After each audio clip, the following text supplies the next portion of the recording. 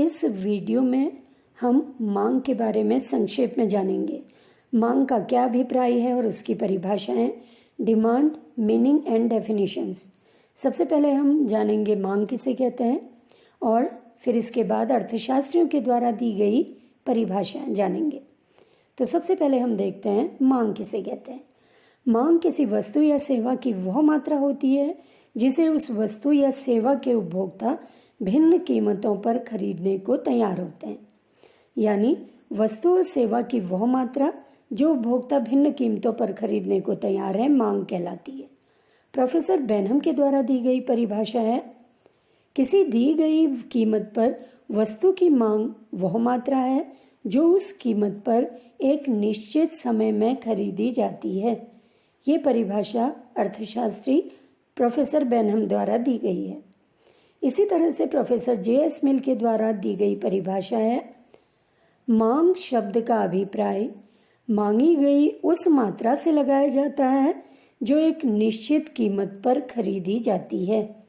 ये परिभाषा अर्थशास्त्री प्रोफेसर जे.एस. मिल द्वारा दी गई है। प्रोफेसर मेयर्स के द्वारा दी गई परिभाषा है, किसी वस्तु की मांग उन मात्राओं की तालिका होती है जिन्हें क्रेता एक समय विशेष पर सभी संभव कीमतों पर खरीदने को तैयार रहता है।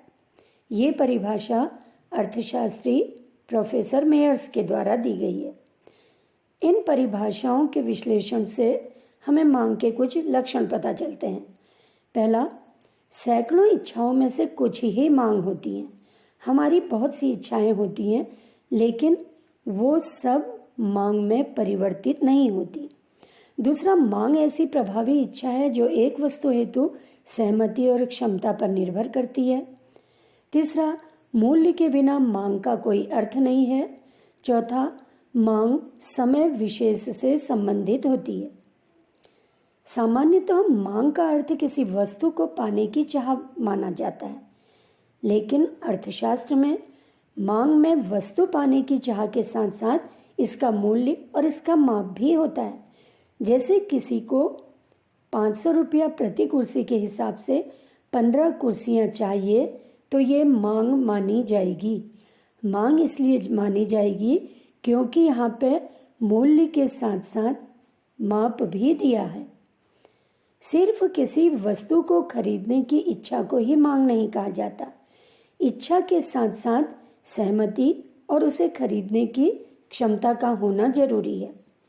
मान लीजिए हमारी बहुत सारी इच्छाएं हैं, लेकिन जिस इच्छा को हम सहमत हैं उसको पूरा करने के लिए और उसको खरीदने की क्षमता हमारे पास है, तभी वो मांग में परिवर्तित होगी, अन्यथा नहीं होगी। मान लीजिए किसी व्यक्ति के पास 5,000 रुपया है, वो साइकिल की ज़रूरत है उसे और उसको खरीदने की तत्परता भी है, वो खरीदना चाह रहा है, तो वो इच्छा उसकी मांग में परिवर्तित हो जाएगी। लेकिन दूसरी ओर अगर एक कोई कंजूस व्यक्ति है, उसके पास कार खरीदने की पूरी क्षमता है लेकिन वो खरीदने की तत्परता नहीं है, आवश्यकता होते हुए भी वो धन खर्च नहीं करना चाहता, तो उसकी इच्छा मांग में परिवर्तित नहीं होगी। तो किसी वस्तु को खरीदने की इच्छा को ही मांग नहीं कहा जाता। इच्छा के साथ साथ खरीदने की तत्परता होना भी ज़रूरी है और साथ ही खरीदने की क्षमता होना भी ज़रूरी है। जब तत्परता है, क्षमता है, तभी वो व्यक्ति अपनी इच्छा को पूरा कर सकेगा और तभी वो इच्छा मांग में परिवर्तित होगी। मांग में 5 तत्व निहित होते हैं। कौन कौन से तत्व हैं? सबसे पहला, वस्तु की इच्छा होनी चाहिए। दूसरा, क्रय करने की क्षमता। केवल वस्तु की इच्छा से कुछ नहीं होता, उसको खरीदने की क्षमता होगी, तभी इच्छा मांग में परिवर्तित होगी। साथ ही साधन व्यय करने की तत्परता होनी चाहिए। अगर वस्तु की इच्छा है, उसको खरीदने की क्षमता भी है, लेकिन अगर साधन को व्यय नहीं कर रहे हैं तो उससे इच्छा मांग में परिवर्तित नहीं होगी। इसी तरह से एक निश्चित कीमत और एक निश्चित समयावधि, ये 5 मांग के मुख्य तत्व हैं। अब देखिए मांग को प्रभावित करने वाले कारक कौन कौन से हैं। सबसे पहला है वस्तु की कीमत। वस्तु की कीमत, इससे मतलब है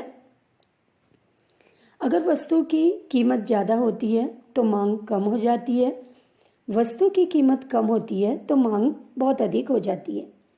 संबंधित वस्तुओं की कीमत, अगर संबंधित वस्तुओं की कीमत कम ज़्यादा होती है तो इसलिए इससे भी वस्तु की मांग प्रभावित होती है।